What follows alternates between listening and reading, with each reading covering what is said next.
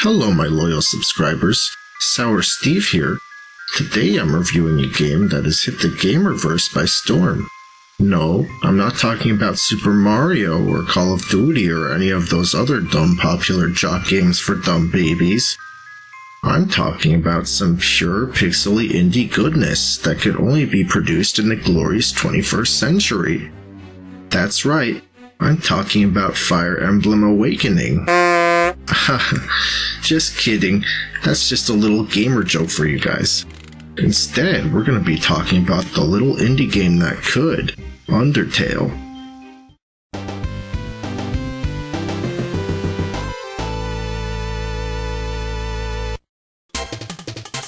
Undertale is the latest sequel to the popular Five Nights at Freddy's franchise. With that type of reputation, I knew that this is a game that would end up being the game of the year before I even played it. The graphics are so graphical, and the story makes me feel like I'm actually in the video game. This proves that sitting in front of a TV screen and pushing buttons on a keyboard can make you feel like an important person, and that video games are so art that other art isn't nearly as art as Undertale. You can't plug a controller into a painting, can you? Yeah, exactly. Wait a second, what are you saying? Are you saying that you don't really like or care about Undertale?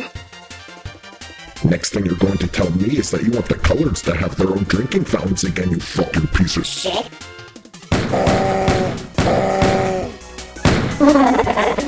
Designed by the famous John Romero, Undertale makes you wish that you're playing video games again like it's 1999.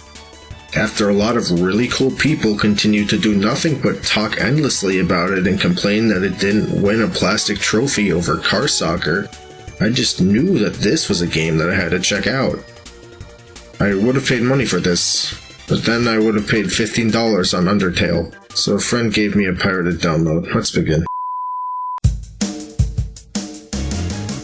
Undertale is a quirky... It's a quirky Earthbounder? Yeah, that works. It's a quirky Earthbounder where you go around killing monsters in an underground environment.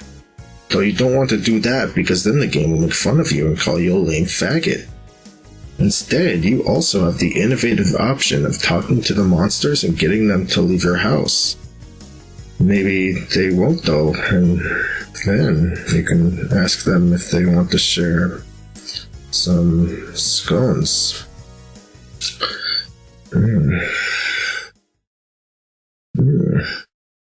Yeah.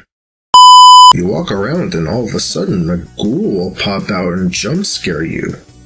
Where the hell do these things come from? You don't ever see them show up on screen before battle. As much of a game of the year this game is, it definitely feels like they had to cut corners here. You fight the monster mash by moving around the heart on the screen in order to avoid the attacks. But don't touch the sides! You either attack the thing by moving to the Donkey Konga beat, or there's a way to make them feel better about themselves and leave. Because you end up finding out, after all, that the beasties are friendly and even kind enough to help you reach your destination. Kind of like Alice in Wonderland, if that story wasn't really old and gay. Undertale has a lot of characters. Let's start out with the main character. I'm so excited that I got an opportunity to play as Mickey Rooney from Breakfast at Tiffany's. It's really about time that we had some proper Chinamen in my video games. Sweet and sour, wonton and roll! As far as the character is concerned, Mickey Rooney never talks, but he always listens. He's like the perfect boyfriend if you're into that kind of thing. I'm not. There's a whole wide variety of other characters that you encounter on this wacky journey as well. You have Goat Lady, really forced Tumblr jokes, Angry Fish Bitch, Fat Nerd, and Bruce Jenner. You also have a flower that tells you to eat shit and die. Flowers don't do that in real life. Why would a flower do that? That's really inappropriate. Of all the characters, though, the angry lesbian is a really complex character. Instead of being a pussy loser who wants someone to save her and put a dick in her ass, she's a tough, independent warrior who doesn't answer to cocksucking men. That's like the best kind of character to draw fan art of on Tumblr and DeviantArt and get them swifty reblogs with. She's so beautiful. Look at that face. She also goes through a lot of that character development though. First, she starts off as an aggressive warrior that wants to kick your butt and take your name. Then, you run away from her. And then you hang out with her and she acts like a psycho person because haha funny. And then at the end, she's dating the nerd that she never really talked to before. There's a lot of progression in her character. There's a lot of progression in her character here because, well, you see, she had, she's like a hard exterior,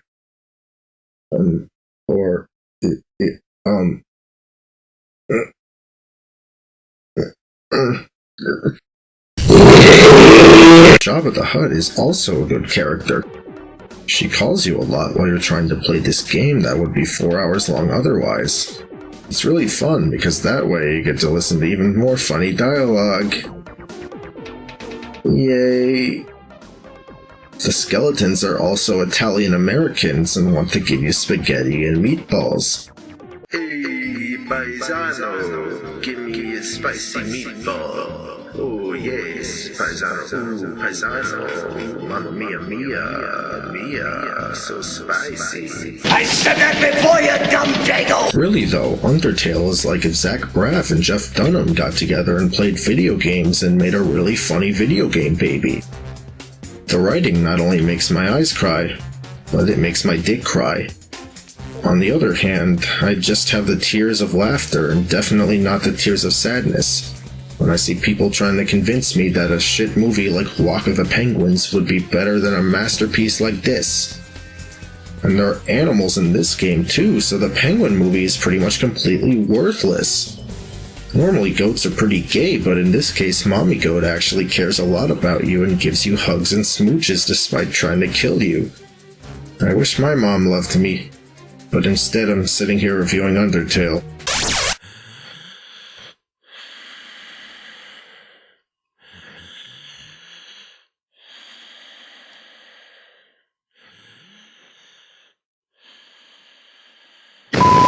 But man, in all sincereness though, my favorite thing about the game is that it makes a lot of really funny anime jokes. Wow, look, it says tsundere. Like in that one anime I know of that my friend reblogs a lot, where the girl hits the guy, but doesn't actually hate the guy. Hey, there it is again. Wow, this game really knows me. It's nice to know that this game can spoon-feed me these jokes instead of trying to provide natural dialogue. For a moment I was afraid that the game was able to stand on its own, but thankfully the game reminded me that this is supposed to appeal to the weeaboo faggot community. Thank you so much, Undertale, it really means a lot. To keep it real here, Undertale is proof that the video game industry is not dead. Just look on YouTube. You can find a lot of videos where they put the heads of the Undertale guys over the Steven Universe people. That's like two really funny and trendy internet thingies in one. Now you may say, hey, Sour Steve? I don't really find that very funny. I feel like it doesn't really take a whole lot of effort to make those types of videos. Well, okay, fine. Go ahead and burn that rainbow flag while telling the gays to die, why don't you, you fucking simp. You can play through the game in many different ways based on how much of a cocksucker you are. You can kill people, but then you don't have to. I played the game to not kill people because I wanted to see the funny things they would say when you didn't shove a fist down their fucking throat. Ultimately, the game is really easy during the main enemies, which is good because I don't like to try at anything. But then the boss fights go and give me nowhere to run. Why can't I dodge the bullets that Joey Jojo is shooting? It's bullshit. No, seriously, is there a reason why the game had to do this with some of the later bosses? You literally have to memorize the patterns and go through the boss fight more than once. Don't they know that most gamers have better things to do? Like spending 20 hours a day watching funny videos about meme cats? I mean, that's fun. Okay. Are you telling me that the bosses get harder as you progress through the game? They could at least include a super guide or something. Don't these people know that people don't actually like to play video games anymore? How am I supposed to let's play this if I keep dying? My dislike bar is going to be almost a third of the size as my like bar. But the game's still quirky enough, so ultimately it's no skin off my boner. So you continue to play the game, and spoiler alert, the evil flower thing was evil all along and kills Daddy Derek. Then you fight him as a freaky deaky TV flower monster. You know, I really don't like the fact that they didn't make this guy look like a pixel indie man. Why would they ever create something that would clash this much? I don't want this kind of contrast, I want cute pixel artwork. I also don't like that the game crashes multiple times during the end boss fight. I don't know why they think that us gamers would allow them to just gloss over such a glaring flaw, but I really wanted to make an angry tweet about it.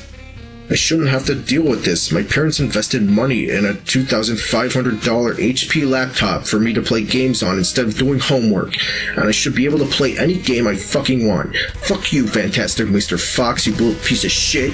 It turns out though, if you were nice instead of super nice, you don't get the really real ending where you're 100% compatible with a Yumi, you dickless fuck, so you have to go back and partake in the funny dating games that I talked about before, I think.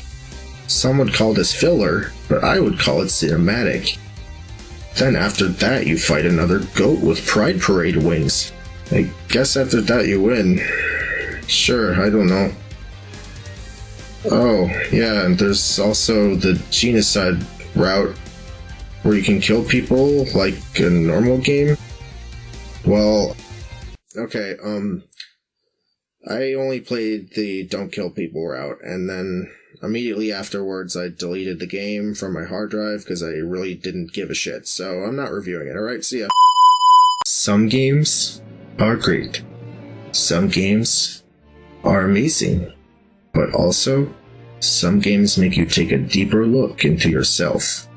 Makes you feel an intensity of emotion so deep.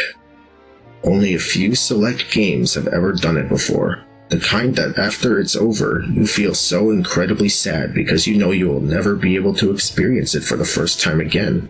With some of the most lovable characters, one of the most intriguing gameplay mechanics, and a completely out of left field climax I couldn't possibly predict. Undertale is a game I won't forget for a very long time.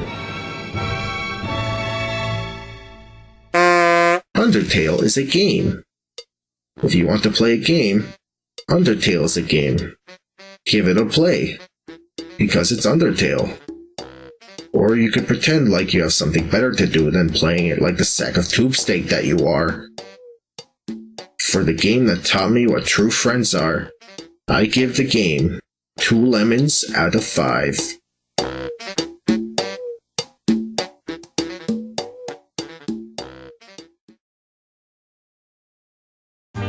Thanks for watching my videos. If you want more, please subscribe to my other channel, where I make sick Undertale head videos for you to laugh your little bones off at. See you later, Game Assassins. Happy squeezing! Yeah!